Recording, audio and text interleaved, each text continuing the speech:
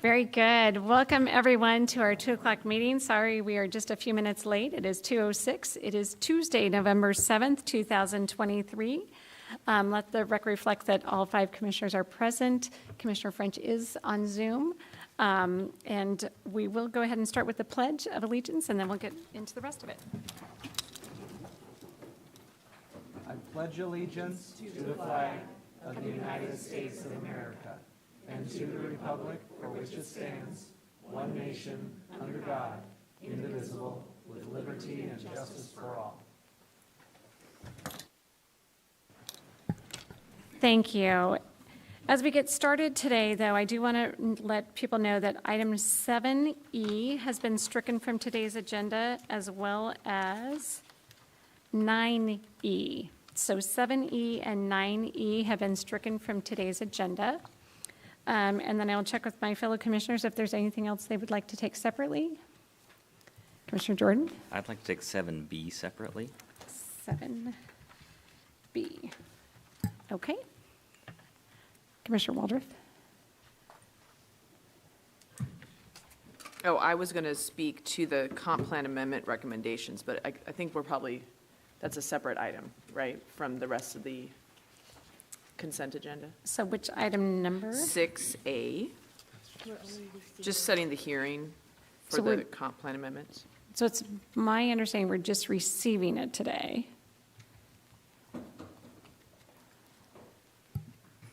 Good afternoon, Jessica Pilgrim for the record. It's a receive and a set for a public meeting.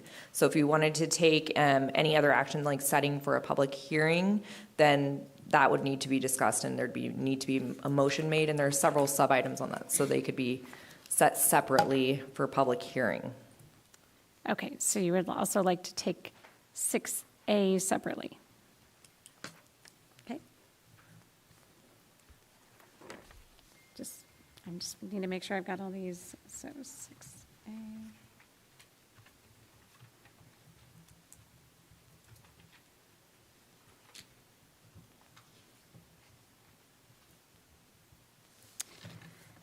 Okay, I think I've got the agenda set then, or at least know what I'm supposed to be doing here.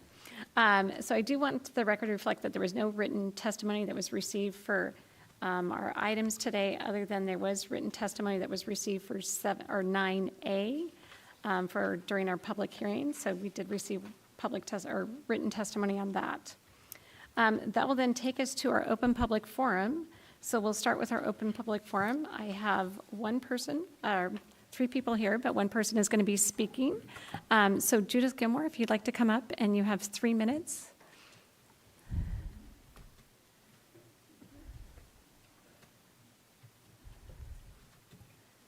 And Judith, as you're coming up, if you just would like to state your name and address for the record, and then once you're done with that, then your 3 minutes will start. Okay. My name is Judith Gilmore. My address is 2907 West Sharp Avenue, Spokane. It's been a long time since I've been at a commissioner meeting, so I got to tell you, I'm here because it has been my joyous opportunity to work with a nonprofit organization known as PEP, Pre-Employment Preparation Program. And that is a pre-apprenticeship program registered with the state of Washington.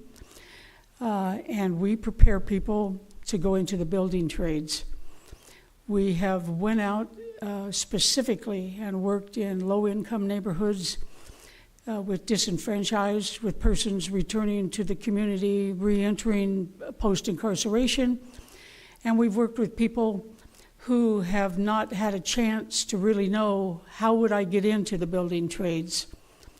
I'm going to ask Luis Lycia to come up because he's got the numbers in his head.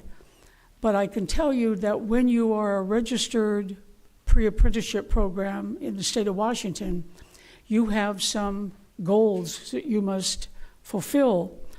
And if you do not fulfill those goals, you do not continue to be a registered program in the state of Washington with L&I. We have far exceeded what they have put down as far as us placing our graduates, our PEP graduates, into apprenticeships. We're very happy about that. I could almost name some of them off: bricklayers, laborers, sheet metal workers, plumbers and pipe fitters. All of these things that Spokane needs desperately right now for all the buildings that's going on. We had a student that graduated on August 4th. It took him. He had to get a driver's license. That's one of the things you must have, a valid Washington driver's license. So it took him a little extra week because I found out that he'd taken the test 3 times and hadn't passed it.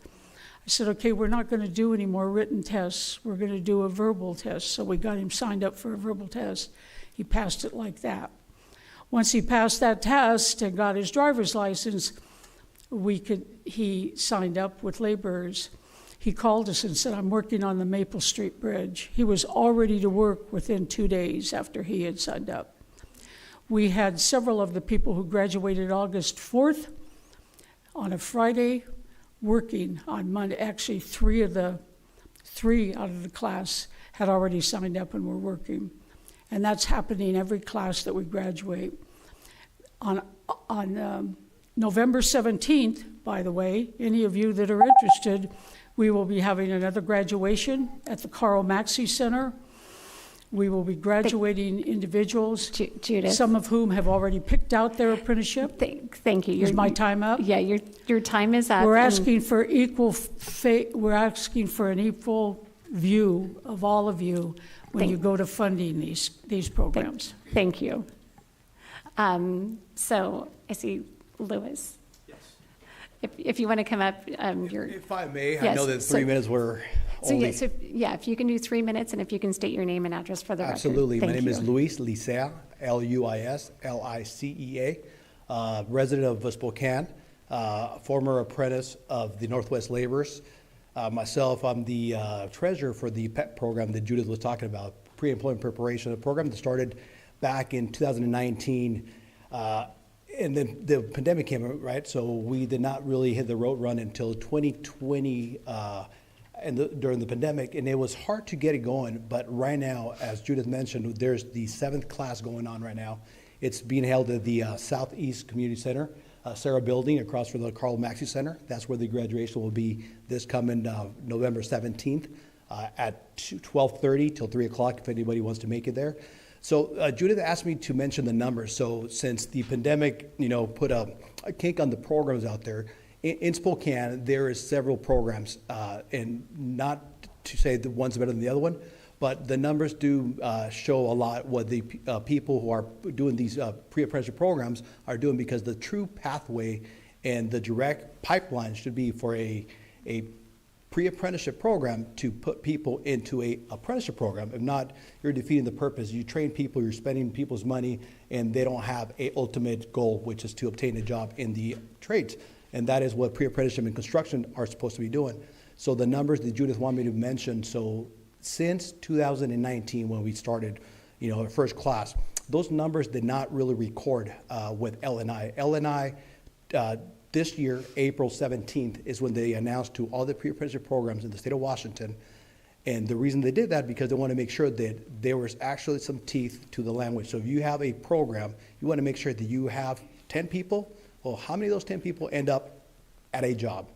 Not just train them, because it's really easy to give people certifications, credentials, and they don't do nothing, right? So we have just a revolving door training the people in the community, but nobody's following up with that. Well, I'm here to share that the numbers since this year, and this is for all the pre-apprenticeship programs, now they can look it up online. LNI will have the arts tracking system. And the pre-apprenticeship program that we're talking about, pre-employment preparation, PEP, has 27% of people that have gone from a pre-apprenticeship program to an apprenticeship program. So, that is the true pathway of an apprenticeship program. And when Judith mentioned, a couple years back, hey, let's do something with, getting people in the community, DEI, right? Diversity, equity, and inclusion. We want to make sure that we open the doors for everybody in the community, because we have the funding, right? And we have a great program. We want to make sure that you guys reconsider, where the money's going to get allocated, and give this program a chance, because the numbers do show that we're doing the right thing for the members in the community. Thank you. Thank you. So this is our open public forum for items that are not on our agenda. So I know, Scott, your name's on here. I don't know if you want to speak or not.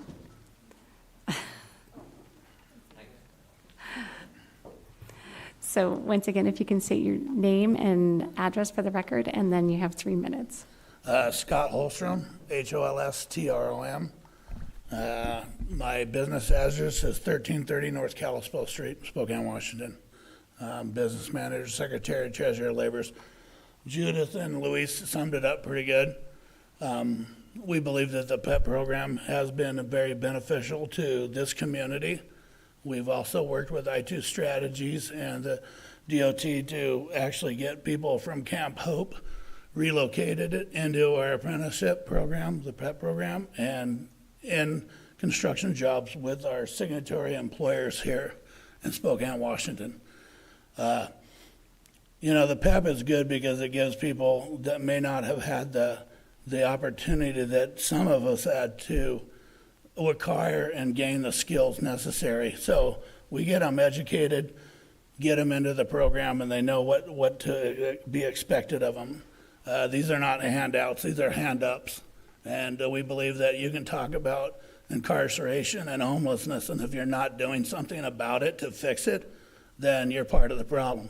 So I believe in what we're doing. I believe it has good valid points in it, validation, and working with the Carl Maxey Center, the prisons, I2 Strategies, and Camp Hope has been a big success in Spokane, and we'd like to continue that. So when you talk about funding, please look at PEP. That's it. Thank you, Commissioner. Thank you. Okay. So those are the 3 names that I do have. We still have a couple more minutes for anyone else that would like to testify on anything that is not on today's agenda. Third call for anyone wishing to testify for anything that is not on today's agenda. Seeing no one online or no one else in the audience, then I'll close the open public forum, and then we will start. I think we'll just start with the items that we're taking separately. So we'll be taking 6A. I get to my. And then Well- you want to speak to it? Do you want a presentation on that? I- Or do you want to make a motion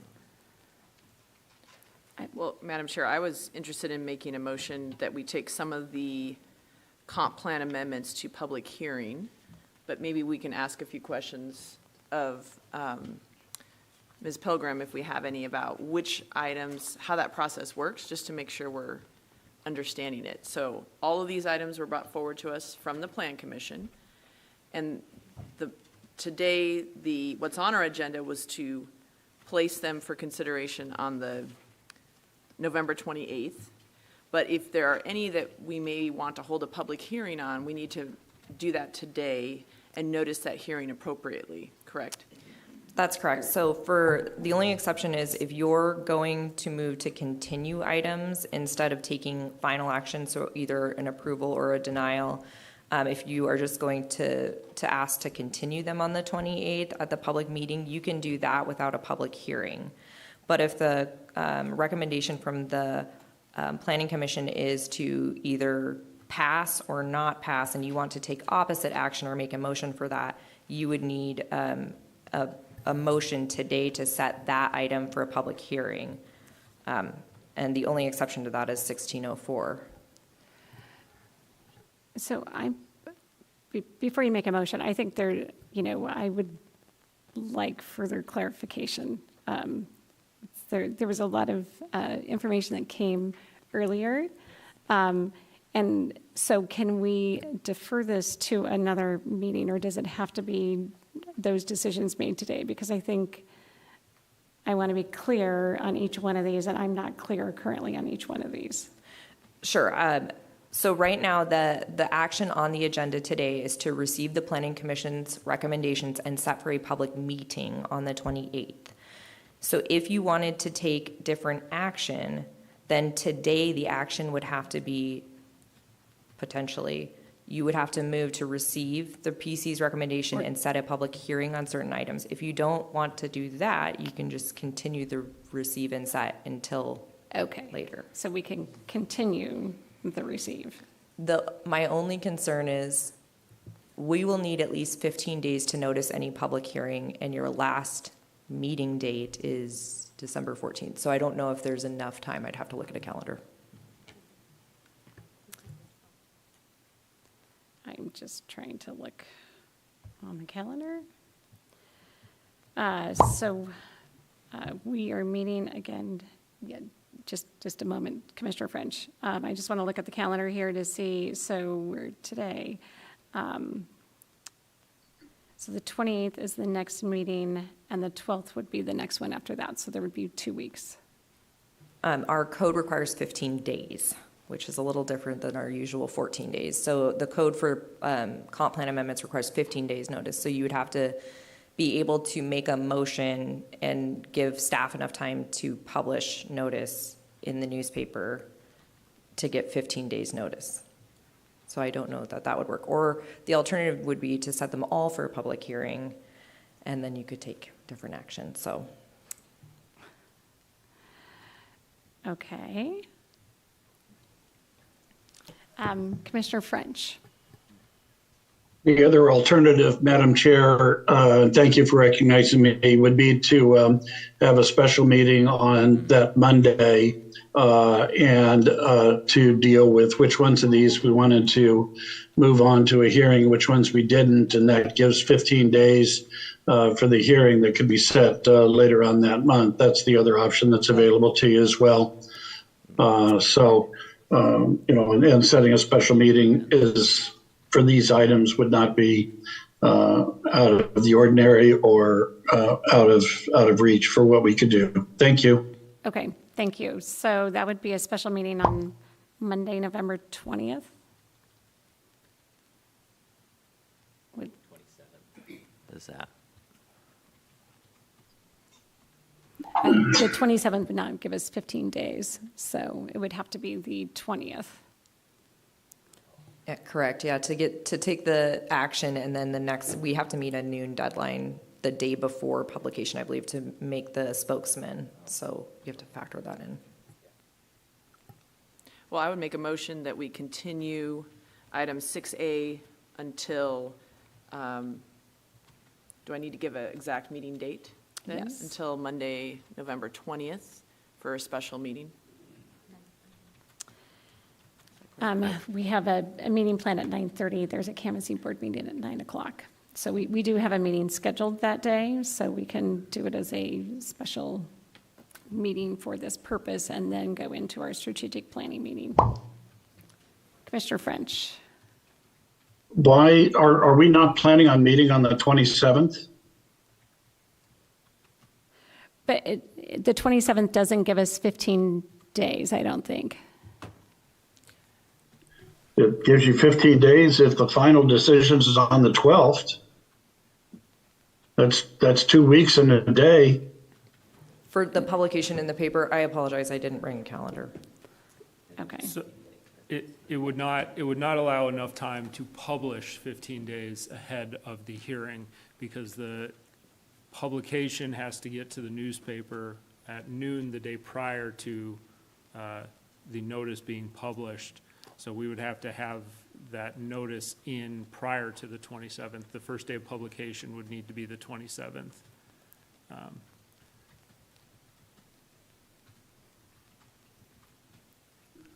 Madam Chair? Yeah, just one sec. Okay. So it'd have to be in the paper on the 27th, which we would have to approve it prior to the 27th for it to be in the paper, just looking at a calendar, for us to be able to discuss it on the 12th. Correct. Okay. Commissioner I'll Jordan. second the motion on the table to move to the 20th, or to To continue to this continue. item to the 20th. At 9:30. Okay. Just, So moved. okay, so I have a motion to continue item 6A on today's agenda and a second to November 20th at 9:30 for a special meeting. Any other discussion? Seeing none, all those in favor, please signify by saying aye. Aye. Aye. Aye. Aye. Aye. Okay, motion passes unanimously. Thank you. And then the other item that we are taking separately is 7B. Commissioner Jordan. Yes, thank you, Madam Chair. I would like to make a motion on this item to amend the legislative agenda to add the words "to help address climate change" to point number 6 in the legislative agenda after the words "clean energy sources." Second. Okay, there's a motion and a second. Commissioner Jordan? Thank you, Madam Chair. I appreciate the opportunity to bring this motion forward. We did discuss our legislative agenda this morning in briefing session, but I thought it was important to bring it forward for a formal decision on that particular point of disagreement that we did have this morning. Just briefly, I do think it's the right thing to do as part of our legislative agenda to acknowledge the reality of climate change and the overwhelming scientific consensus. I do think it's an urgent problem that demands action. And so I'm just asking that in our legislative agenda, we add that phrase "to help address climate change" on number 6. I did hear one of my colleagues earlier today say that we as the county haven't taken a position on climate change, and that may be true, but I think it's time we do that. I think we should take it seriously. I do think it would help us in our push this legislative session for funding to acknowledge that some of the bills that the legislature passed recently were an attempt to address or mitigate climate change. I think that would help us be more persuasive in the legislature. I did just want to note as well that I heard another colleague this morning say that we just should stick to the science. And I did want to point out that I went on NASA's website today, and NASA says, quote, "There is unequivocal evidence that the Earth is warming at an unprecedented rate. Human activity is the principal cause." So that's not my opinion, that's NASA's opinion. And then I do think that adding this language would be consistent with the position of our business community. As noted this morning, the last legislative agenda for GSI did reference, quote, "fighting climate change and protecting our environment" under their energy section. So I would just ask that we follow the lead of business, follow the lead of scientists, and add that into our legislative agenda. And that's the motion. Okay. Any other discussion? I believe we discussed it earlier today, so I won't be addressing other than the comments. People are welcome to listen to that earlier. So all those in favor of the motion to amend the legislative agenda, please say aye. Aye. Those opposed? Nay. Nay. Nay. Motion does not pass. Okay, so any other items? That was the one separately? We still No, need you failed. Oh, Commissioner French, you're not muted. There we go. Thank you. Okay, I will look to my fellow commissioners for the other items on the agenda. Madam Chair, move to approve item 3, including all sub-items, item 4, item 5, including all sub-items, and then item 7, including all sub-items with the exception of 7E, which has been stricken. I think that's it. And, yeah, that's it. That's all done. Second. Okay. I have a motion and a second to approve items 3 and all sub-items, 4 and all 4, 5, 7, and all sub-items excluding 7E on today's agenda, just making sure there's a lot of stuff going on. Oh. So Madam there's- Chair, could I speak on the motion? Yes. Okay, I just wanted to thank the board for the discussion on that topic we didn't agree on. I will be supporting the legislative agenda as it is now overall. I just want to say for the record, I think it's a good document. That's not a perfect document in my mind, but it's the product of a lot of discussions that we've had over the past several weeks, compromise, and I do support the majority of what's in here, so I will vote for it. Of course, I'm disappointed that we took out the language around climate change, but I do want to say I appreciate the board's openness to other language I proposed on that topic, particularly around having compliance pathways for some of the green buildings rules that promote innovation in technology. And I'm going out to visit Eastern Washington University in the next couple weeks to learn about some of their efforts to use innovation to deal with some of those requirements. But I'm glad that we are asking the legislature for financial assistance because they are in a position, because of the Climate Commitment Act, of having some revenue available to help meet some of these upfront costs that we are facing in deal. We hope that the improvements we need to make to our facilities will pay for themselves as we have some aging systems, but I think it's appropriate to ask for assistance from the state.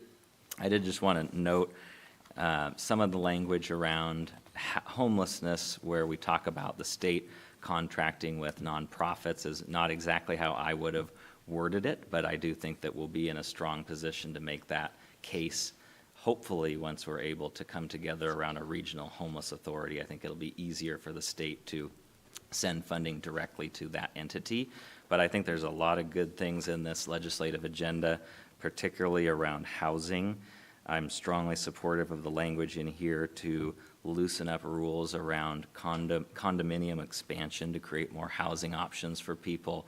There's some good language around disaster relief, wildfire response resources, and other topics, so pleased to support the agenda. Commissioner Walter. I just wanted to say yes, although I'm disappointed we weren't able to have that language in about impacting climate change. I did want to thank the whole board for working together and Mr. McMorris for many, many edits to this legislative agenda, which will evolve. Once the legislature gets into session, there'll be a lot going on that we need to react to. But I just, in particular, wanted to thank the board for really fleshing out the affordable housing response piece, and George Dahl in our housing office here at the county.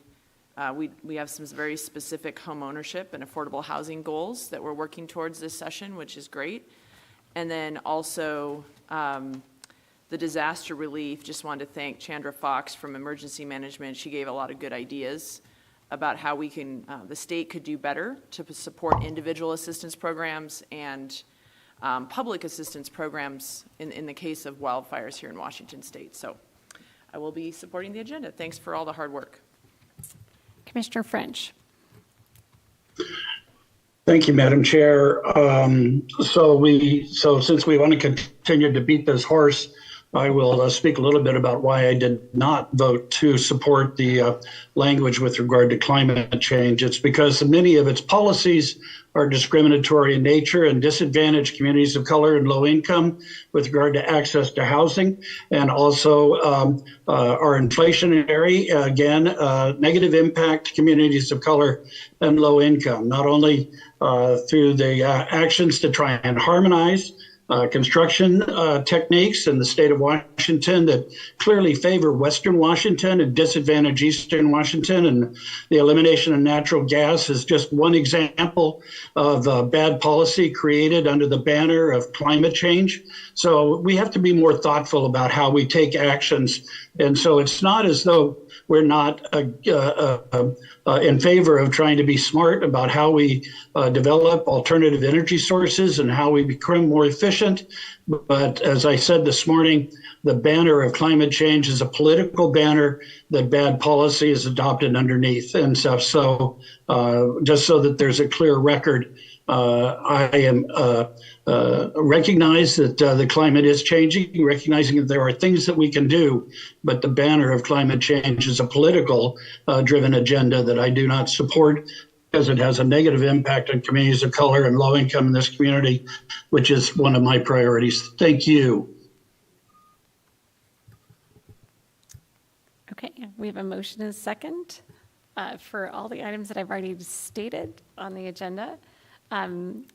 Seeing no further discussion, all those in favor, please signify by saying aye. Aye. Aye. Aye. Aye. Motion passes unanimously. Thank you very much. That will then take us to item 8A, which is a continuation of our public hearing roundtables on our budget, 2024 budget. Our first one was on October 3rd at 2 p.m. Our second one was October 24th at our 5:30 meeting. And so then this is our next one. Third and final. Third and final. Believe, I'm going to just check the notes here. As we open this public hearing, or continue this public hearing, will we not be closing it at this point in time? Okay. So after this one, we will be closing the public hearing on the roundtables until we meet for our hearing on the budget. That is correct, Madam Chair. Okay, this is the third roundtable. This roundtable talks about the total county funds. On this next slide, the second slide, these are the type of funds. So the last two, we've been focusing on the general fund, which was the revenues on the first meeting, expenses on the second. This presentation also shows the other funds that the county has, such as the special revenue funds, debt service, capital projects, enterprise, and also the internal service funds. And so this slide really is more for the public to understand what type of funds those are. So if we go to the next slide, this is where we are currently at on the general fund. We are currently looking at a budget of $265.4 million. This is up 0.2 million from a few weeks ago, which was for some additional revenue that we identified. With that, you can see the breakdown. Public safety is the majority of this. Law and justice is second, followed by general government and other. And you see the comparisons year to year between 23 and 24. There are small decreases overall, and it's really around government transfers. That would be some of the ARP money that's recorded in one place, transferred to another, things like that. So that is where we are at. It's basically the same as where we were in the last roundtables. Next slide.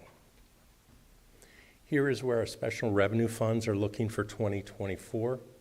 Federal and state grants, we've currently got a budget of $107 million. So these are things where we go out and get federal money, we get state money, could be ARP balances, things like that.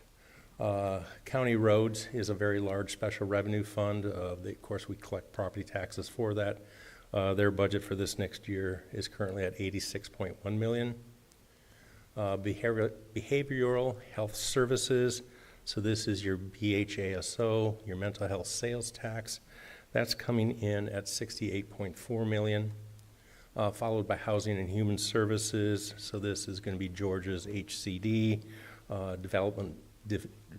developmental disabilities, items like that.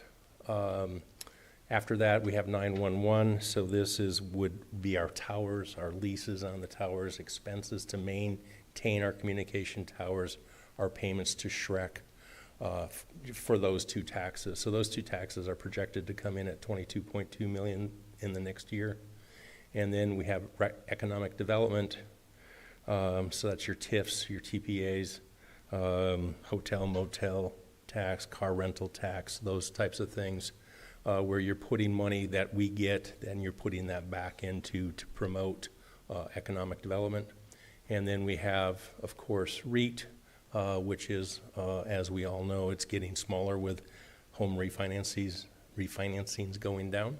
And then we have some various others and veteran services. On the right, you will notice we have a bunch of hyperlinks. If you go out to our public document that we currently have posted on our website, so this is out on our public document, If you go to SpokaneCounty.org, under Our Government, click on Executive Management. Under that, you can click on Budget and Finance. You will see this third roundtable. If you want to find out more information about these, public commissioners, you may click on these links and it will take you to those areas so you can read more about what these programs are. So Jason's done a great job of including these, and we did put vet services in green. Next slide. As far as debt, and we talk about debt service funds, but really what I want to present here is where are we at as a county with our debt capacity? So right now, our assessed valuation is $93 billion in the county. For non-voted debt, we can go up to 1.5% of that. So our non-voted debt capacity is currently at $1.4 billion.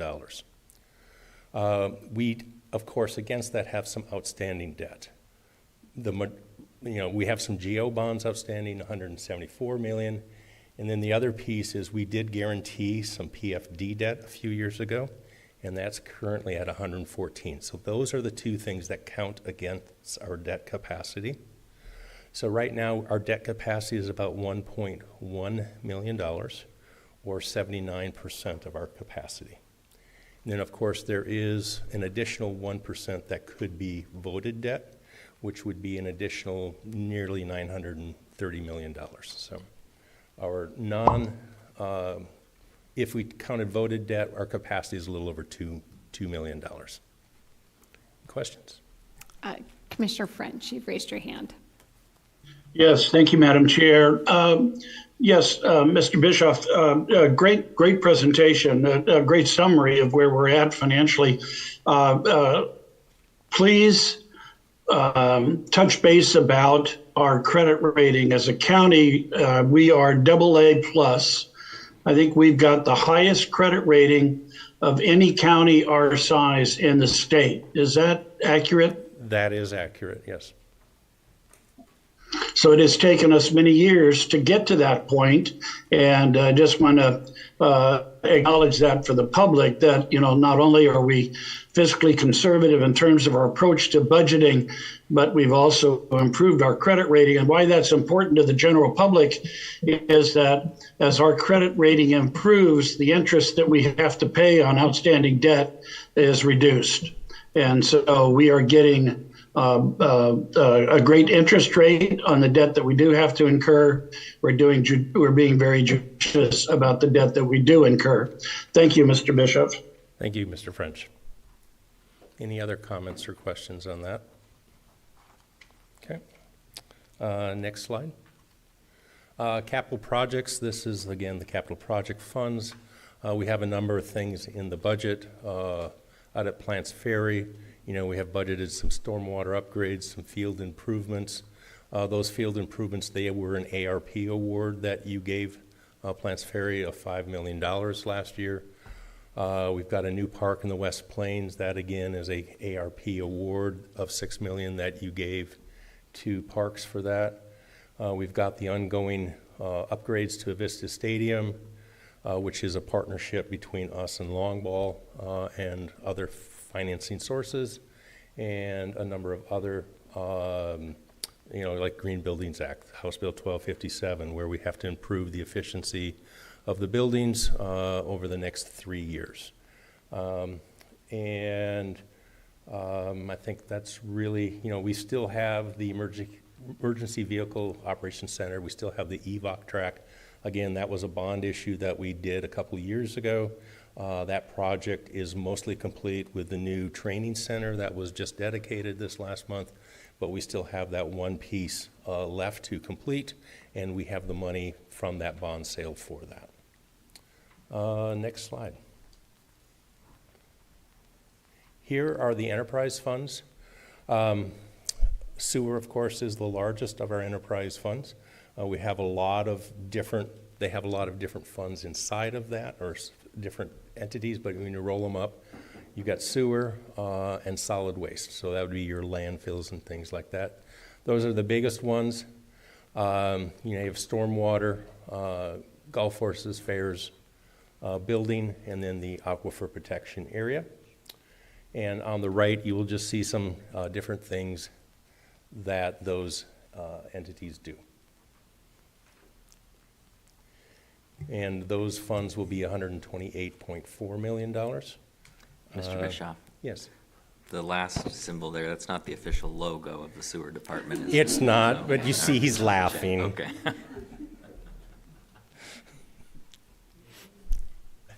He's happy. He's getting cleaned up.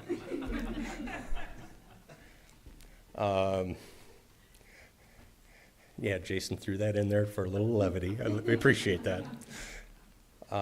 Next slide then. Yes. Commissioner French, he can't hold back. I couldn't, it's, we just know that at the bottom of that, there's a pony. So anyway, thank you. And lastly, we have our internal service funds. So these are the funds that support other departments in the county, and those departments get charged for that support. This is things like information technologies, our medical and dental plans, our insurance plans, and then we have the road fund, ER&R. So that's where, the ER&R fund, they buy the graders, they buy all the heavy trucks, and then they charge out to the enterprise funds that use them. And so their budget for this year is $92.2 million, which is equal to what it was last year. And as you can see, most of it for this one is in services. Everybody else is mostly in salaries and benefits.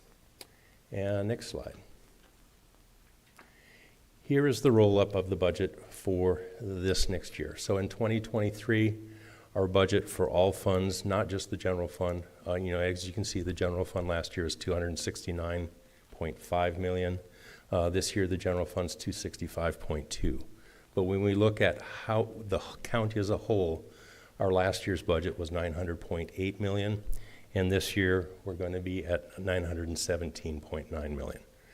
Some of those increases, of course, are in the enterprise funds, special revenue funds, and also that was mainly it. The internal service funds were also an increase. So, but overall, we're not that big of an increase overall. But the general fund did go down. And last slide.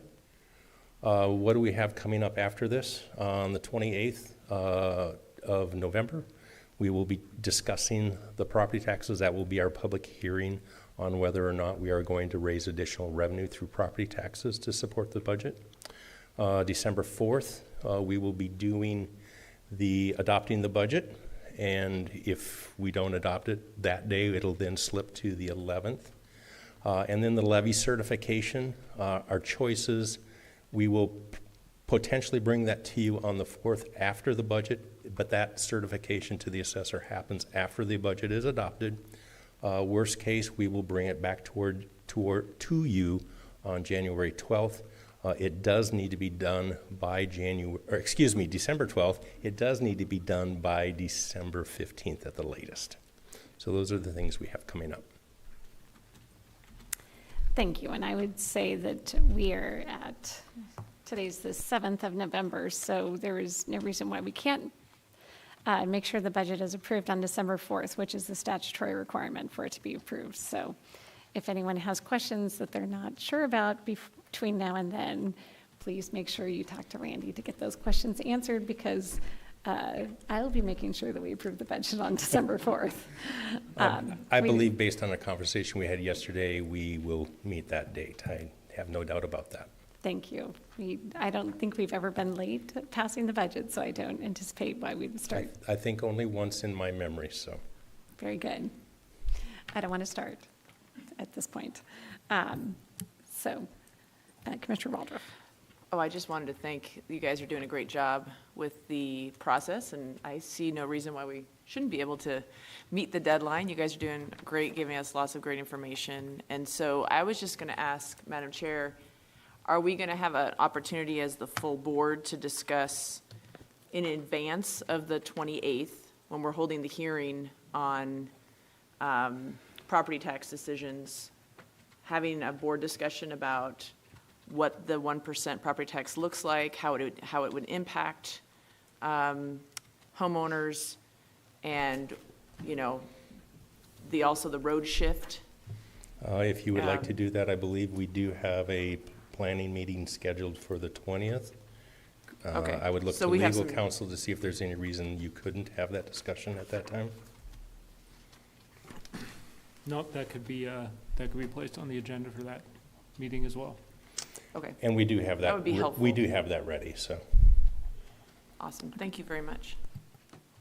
So just, I guess, to make sure that that will be on the agenda for November 20th, Yep, that would be after our special meeting. correct.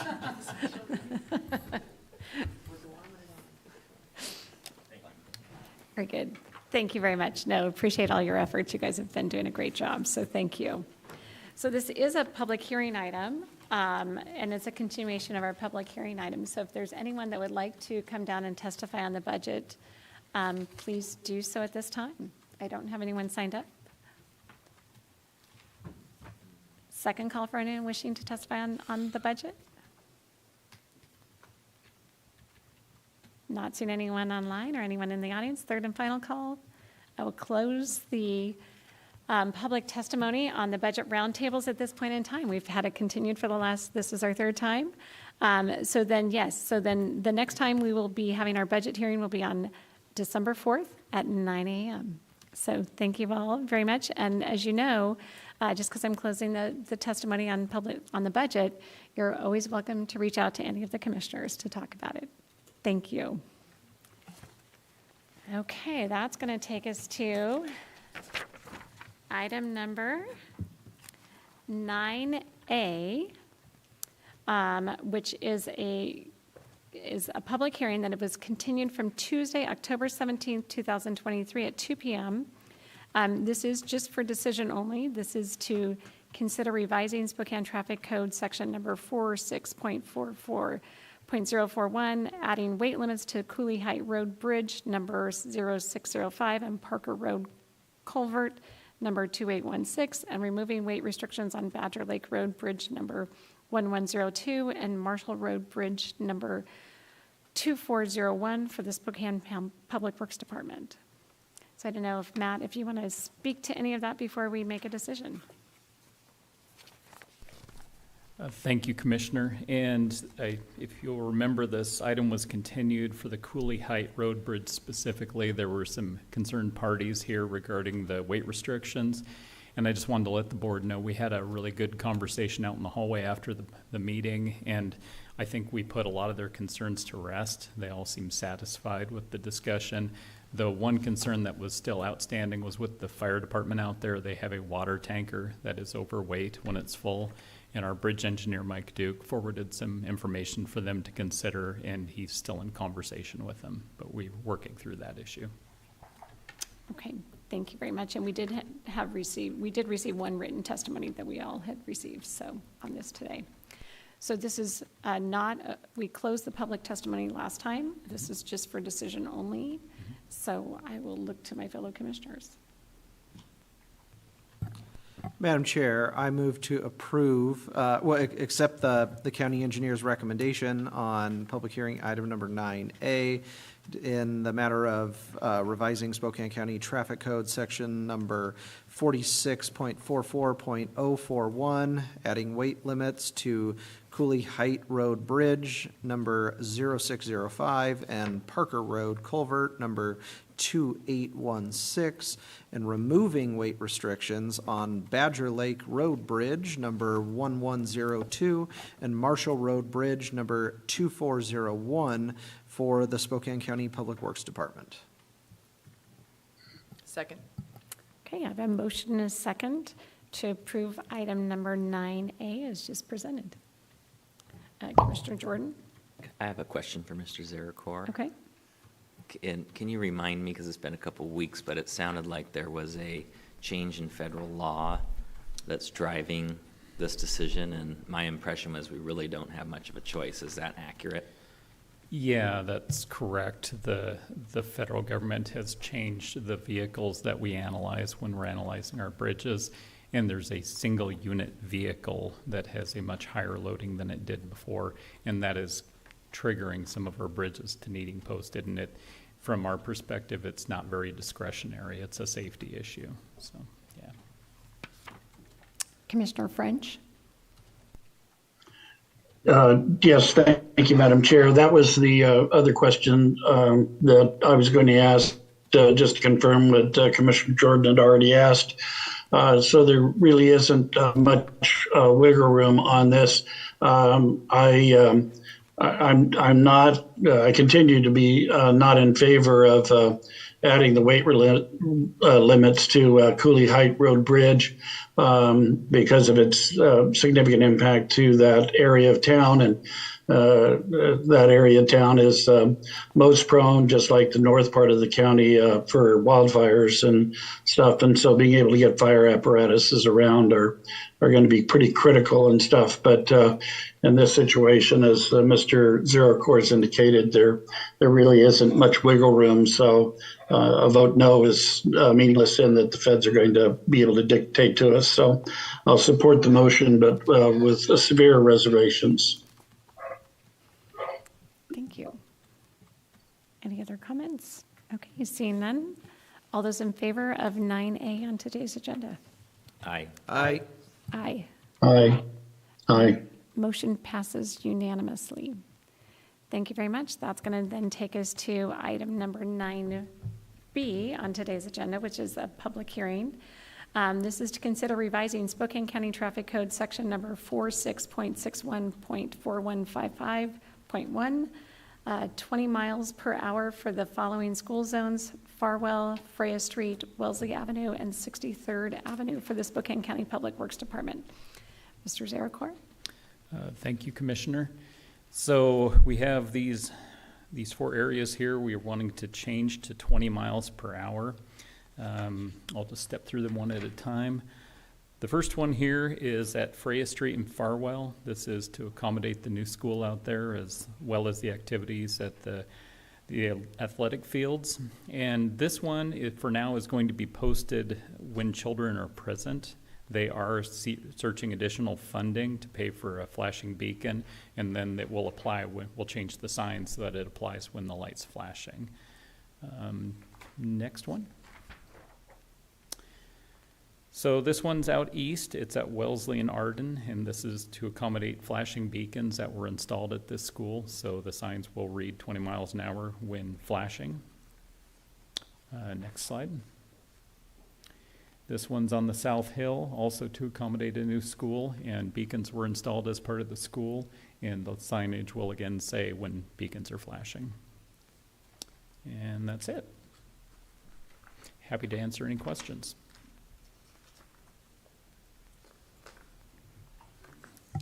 I'm not seeing any questions from the board. Quick one here. Oh, whoops, sorry. I thought I looked down and then I looked up and yes, it's like that look right, left, look right again. Yeah. On the Farwell one, did you say that there's no flashing sign for that? Not at this time. The school is pursuing funding to install beacons. So where does that funding typically come from? I don't know about their sources. We have a couple of different places we can, but ordinarily the schools find and supply the funding for those beacons, and then we agree to take over the ownership and maintenance of them. That's Okay. been the traditional arrangement. Okay. Commissioner Waldron? On the last, the 63rd, is that the new Peppersack Middle School? Correct. Yep. Okay, and so I have heard a few folks up in that area concerned about students crossing 57th from the north to go south to the school, or Crestline coming from the east. So the school district is what you're saying they should be looking for, like safe routes to school dollars, or is that something you do in partnership, or you, do they have to apply and then you help support the placement?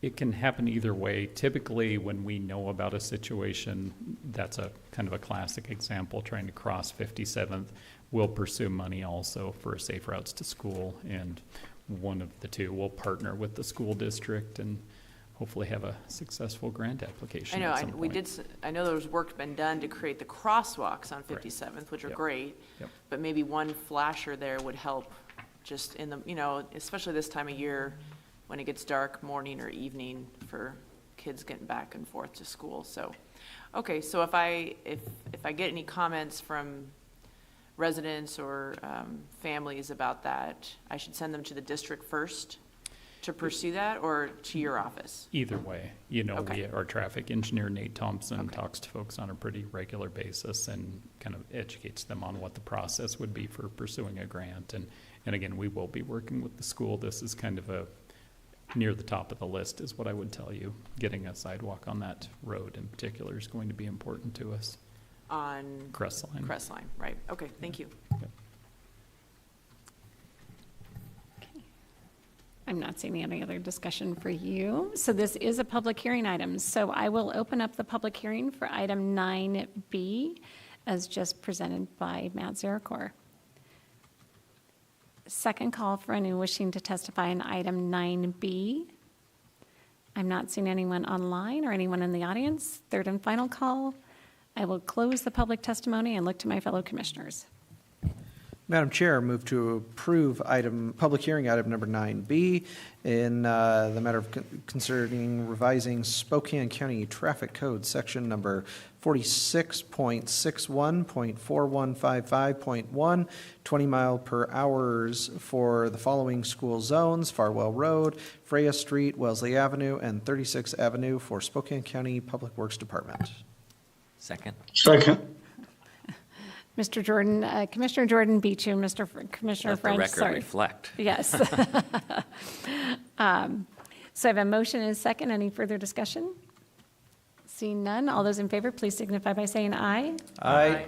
Aye. Aye. Motion passes unanimously. That will then take us to public hearing item number 9C, which is to consider revising Spokane County Traffic Code Section number 46.44.0802 to remove weight restrictions, no trucks over 16,000, Lincoln Road for the Spokane County Public Works Department. So, Mr. Zarakor, I believe you get to do another presentation. Thank you, Commissioner. So this is a quick one. We had posted Lincoln Road, no trucks, and with the project we just completed this year, we've rebuilt Lincoln Road so it can now take the truck traffic. So we'd like to remove the weight restriction that's in place and allow trucks on Lincoln again. Happy to answer any questions.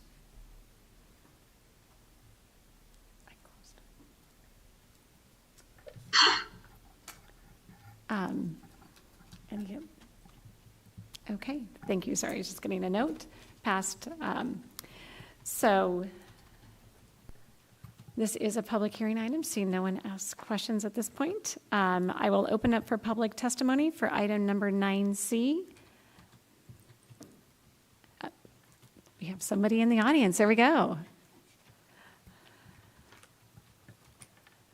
So if you would please state your name and address for the record, and then we will need you to fill out one of our forms. And then you have 3 minutes, and the time will start. My name is Rebecca Berger. I live at 2122 East Lincoln Road. And I prepared a quick statement because I usually don't speak well, off the cuff. So while we do acknowledge that the roadway has been rebuilt, and they did do a very good job on it,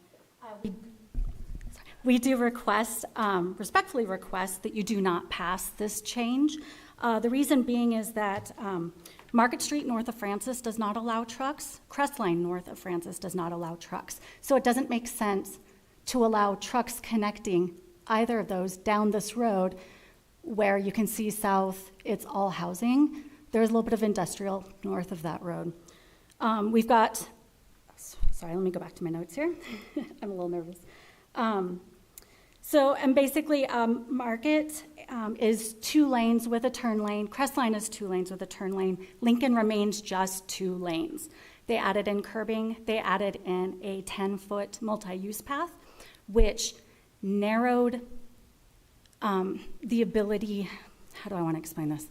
Because of the curbing, it narrows the ability for people to pass. Sorry, I'm so nervous. No, it's okay. And here, I'm just going to read it. You're good. Because of the curves in the 10-foot multi-use path that were recently added, residents that live along the roadway now need to stand out in the road to get their mail. Before, the mailboxes were back from the roadway and there was gravel, the buffer. If you couple that with the increased speeding that is happening on the road, because the road is very nice now, the increased pedestrian traffic from the multi-use path,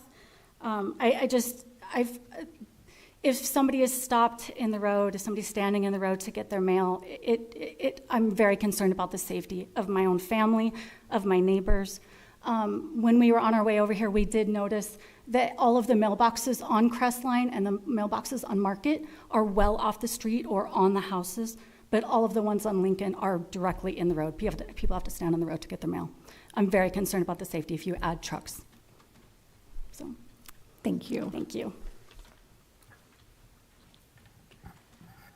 So, Mr. Zarecor, is there any? Thank you, Commissioner, and certainly can appreciate her concerns for safety. You know, safety for us is always the top priority. And I do understand, you know, Lincoln is a busy road as it sits, as it was before and as it is now. This is really regarding the truck traffic on Lincoln. And as you can see from the aerial, the land north of Lincoln is already light industrial and has a lot of truck traffic inherently. And long-term, our goal is to get Market improved to allow more truck traffic on it also. So that's fitting into the bigger picture of how that's going to operate in the future, but not being at all dismissive of our concerns about safety. And I'm not familiar with the post office and their procedures regarding the mailboxes. It might be worth considering, you know, having that be a foot route where the mailboxes could be further off the road, but I'm not familiar with that. I would think the neighborhood would need to pursue that. Thank you. Commissioner Waldron?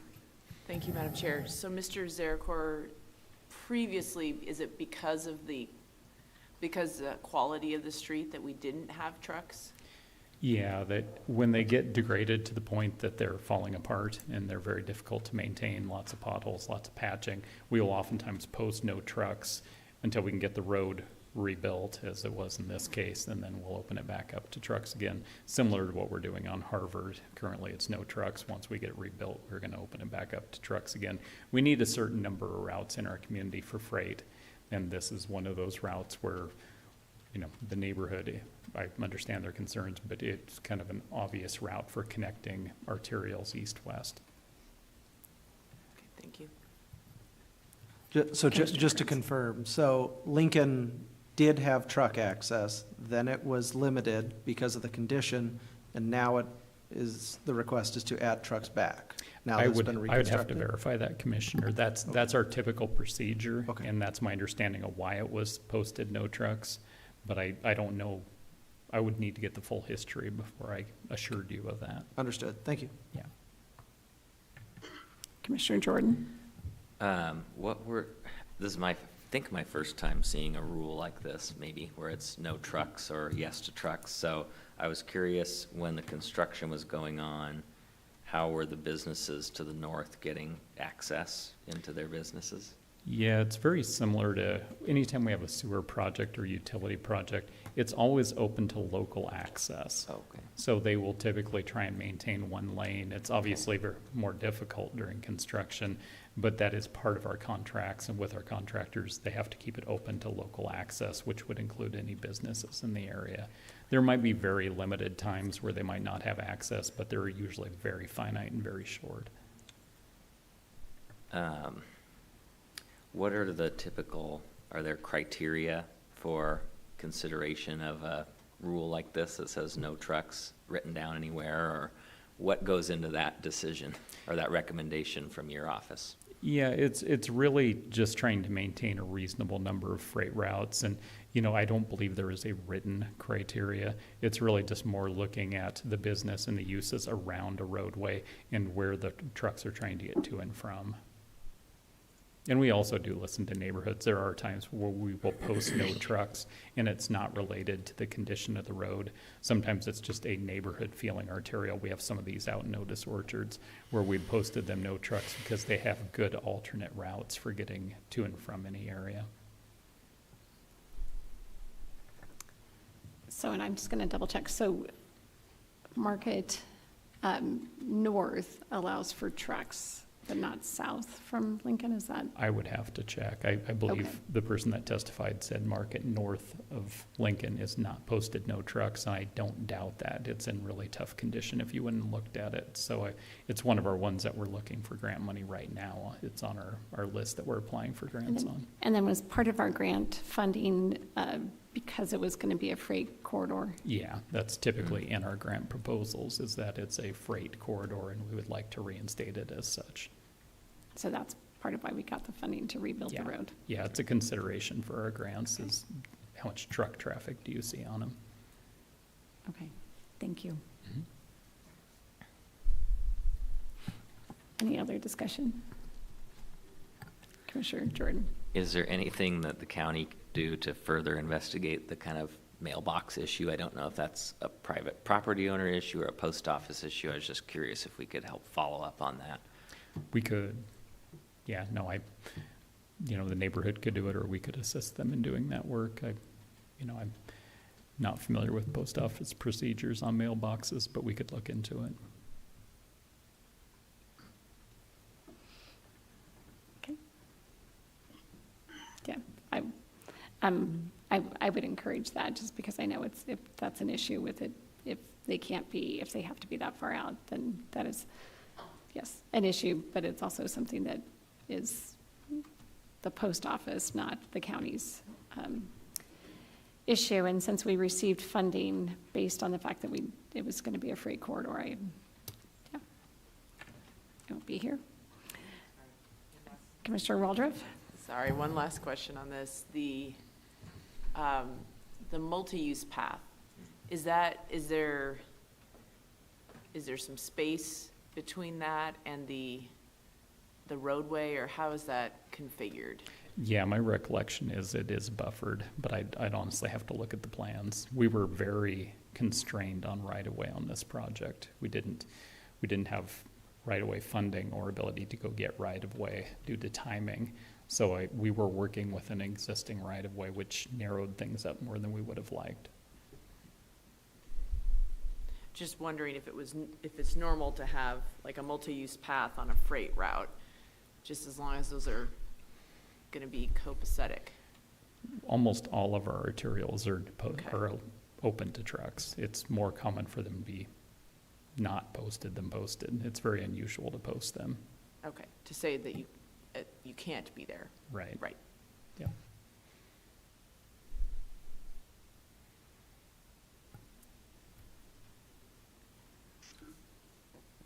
Yeah, no further questions? Okay. Okay, Madam Chair, I move to approve public hearing item number 9C in the matter of revising Spokane County Traffic Code section number 46.44.0802, remove weight restrictions, no trucks over 16,000, Lincoln Road for Spokane County Public Works Department. Second. okay, I have a motion and a second for item number 9C on today's agenda. Any further discussion? Seeing none, all those in favor, please signify by saying aye. Aye. Aye. Motion passes unanimously. That will then take us to item number 9D on today's agenda, which is to consider the adoption of the 2024 to 2029 Transportation Improvement Program, 2024 Annual Construction Program, 2024 to 29 Stormwater Capital Improvement Program, 2024 to 2029 Wastewater Capital Improvement Program, and the 2024 Equipment Purchase List for the Spokane County Public Works Department.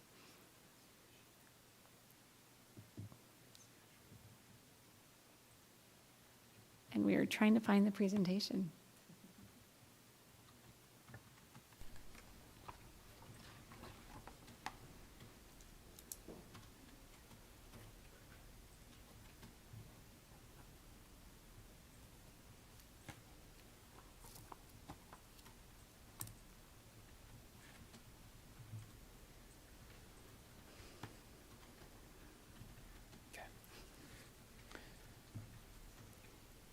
And Mr. Zarecor again is going to be presenting. Thank you again, Commissioner. So I'm happy to present to you today with our 6-year transportation improvement plan, along with our capital improvement plans for stormwater, wastewater, and our equipment list. So first slide here is our 2024 through 2029 transportation improvement program. This is kind of a summary of that. And you can see there the number of projects projected out through those years. Pretty consistently 18 to 20 projects a year. Those out years, we call them, the last 3 years, those probably aren't fully formed yet. We tend to add projects to it as we go. And you can see the totals currently as they sit in the 6-year plan vary from 27 up to $41 million. Those near years are much more solidified than the out years. A lot of those are projects we'd like to see get done, but we still need to go acquire the funding. Next slide. This is a list of the major projects for next year. And on the left side, before I get to that, we always like to point out the amount of county money that we have in our capital projects program compared to the total. And you can see for $6.5 million worth of county money, we're buying a total of $27.6 million worth of improvements. So that's really a credit to our team that goes out and acquires the funding. They do a great job year after year, and we appreciate that. So the major projects for 2024, the first one on the list is Bigelow Gulch Forker Project 2. This is the continuation of the project that started this year. This year, the work they performed was primarily offline. Next year, we'll be getting into Bigelow itself and completing that project. We do anticipate it getting done next year, and the cost is about $5.3 million. And this will complete the entire Bigelow Gulch project, which we are very happy about. Next project is the 57th and Freya roundabout. This will install a roundabout at the intersection of 57th and Freya. It's a much needed improvement. This is safety money that we got for that project, and there's a pretty significant accident history at that intersection, so we'll be pleased to get that on the ground. That also will be completed next year. Hatch Road construction, this is from Midway up to milepost 1.1, which is about a half mile north of Midway. And it's a $2 million project, and that will also get built next year, and it's going to put a new roadway in place, which you've been up on Hatch, is much needed, along with a sidewalk along the west side. Brooks Road, project number 2, it's a reconstruction project. It's a complement to the project we did this year that did one half of Brooks Road. This will complete the other half. It's a $2.5 million project, and we'll complete it in 2024. And Greta Whitworth Bike Route, this is a signed bike route with improved crossings. That'll give an alternate route to folks riding their bikes north and south. And we've had quite a bit of interest from folks that either attend or teach at Whitworth, so we're happy to be able to provide that route for them. And finally, Little Spokane Drive Bridge project. It's a replacement project over the Little Spokane River, and this is a $3.8 million project. And again, we anticipate completing that next year. Next slide, please. This next slide is for the stormwater projects, and on the 6-year plan, you can see we have quite a bit programmed for 2024, and that's a reflection of the West Terrace project, which received ARP funding, which we're very appreciative of.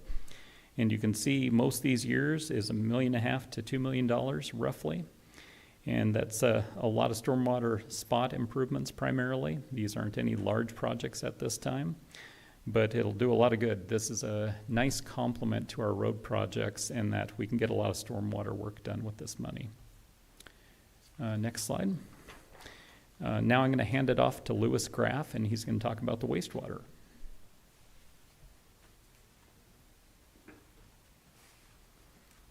Good afternoon. It's just continuing on with Matt. This is the first time we've kind of combined our capital improvement plan with our sewer projects with the transportation improvement plan. So it's a little different format, but we'll hit the high points. See our 6-year plan, roughly 26, almost 27 million over the next 6 years on wastewater improvements. We have budgeted $1 million a year for the Riverside Park capital improvements. The county pays a share of the capital improvements to the city's plant. It's 10/44 of the capital improvements is the proportion that we pay, and it's not always up to us how much that is, and so that's our best estimate, is $1 million a year. And then the third line was that 11.6 million, that is for a alternative energy study and upgrades at the county's wastewater treatment plant. And next slide. And then these are the main projects we're looking at the next few years. There's been the Donwood and Grace projects in the valley. Those are septic tank elimination projects that have been in our plan for many years, and so we're coordinating with the valley so that they can hopefully take a lion's share of the road improvement portion of the project, so that the county doesn't have to pay for all of the road put back. And we'll likely do those in 2 different years. There's also a CDBG funding component that is part of that project. Next is the Lane Park sewer. That would be a continuation to serve some of the areas up off of Highway 2. And that's slated for construction 2026. And then related to that, we did get funding for a ARPA project to bore under Highway 2 near the Moody alignment. So that would get sewer to the east side of Highway 2 to like out to Yale. That would open that up for future sewering as well. So just continuing on with our project, our plan up there. And then again, the 10/44 of the treatment capacity for capital projects at the city's plant, $1 million a year. And then the wastewater, at our county wastewater plant, the alternative energy study and work that we have planned. So, next slide.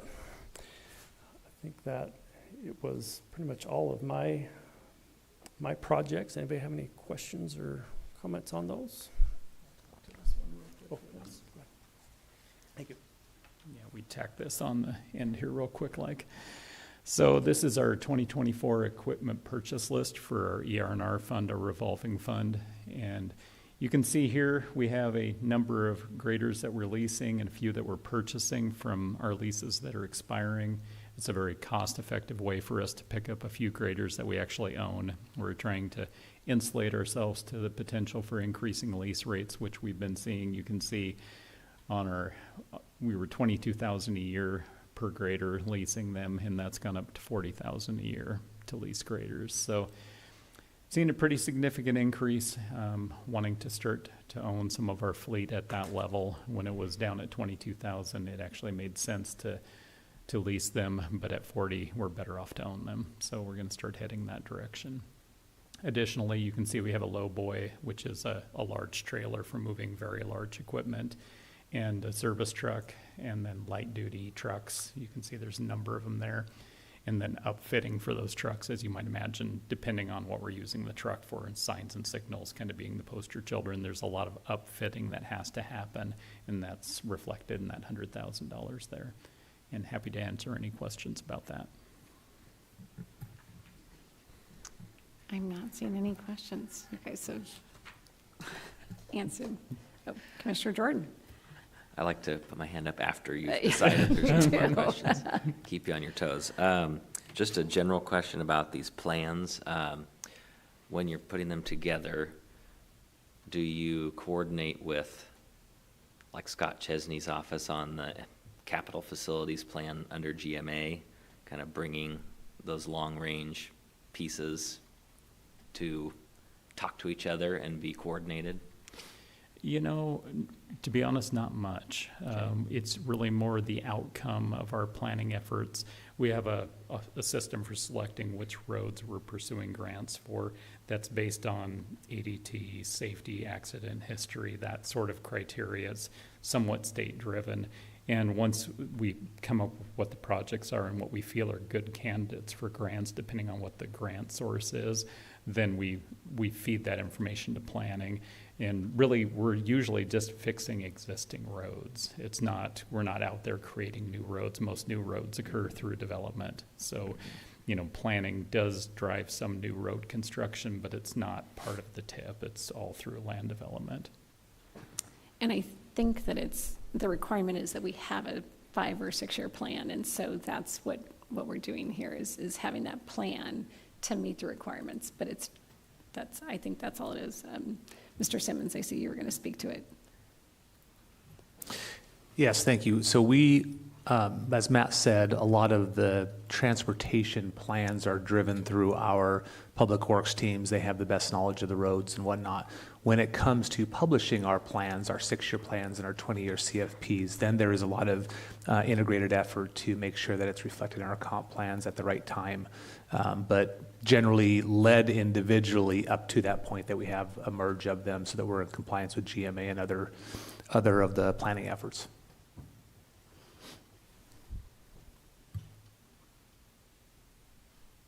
Okay, any other questions? Okay, thank you. This is a public hearing item, so I will now open it up for public testimony on item number 9D, which are all those things that we just discussed and were just presented. So if anyone would like to testify on item number 9D. I'm not seeing anyone online or in the audience. Second call for anyone wishing to testify on item number 9D. Third and final call for anyone wishing to testify on item number 9D. I will close the public testimony and I'll look to my fellow commissioners. Madam Chair, move to approve item number 9D, which is the adoption of the 2024 to 2029 Transportation Improvement Program, 2024 Annual Construction Program, 2024 through 2029 Stormwater Capital Improvement Program, 2024 through 2029 Wastewater Capital Improvement Program, and 2024 Equipment Purchase List for the Spokane County Public Works Department. Second. I have a motion and a second. Any further discussion? Seeing none, all those in favor, please signify by saying aye. Aye. Aye. Motion passes unanimously. Okay, that will take us to item number 9E, which was stricken from our agenda today. So then that takes us to seeing if there's any other miscellaneous or any executive sessions that need to occur. Mr. Simmons or Mr. Anderson? None for me, Commissioner. None for me either. Awesome. Okay, so then we have completed our business for the day. It's been a long day already. Hope everybody has voted. It is election day, so make sure your votes count. It is 3:30 and we will adjourn for the day. Thank you.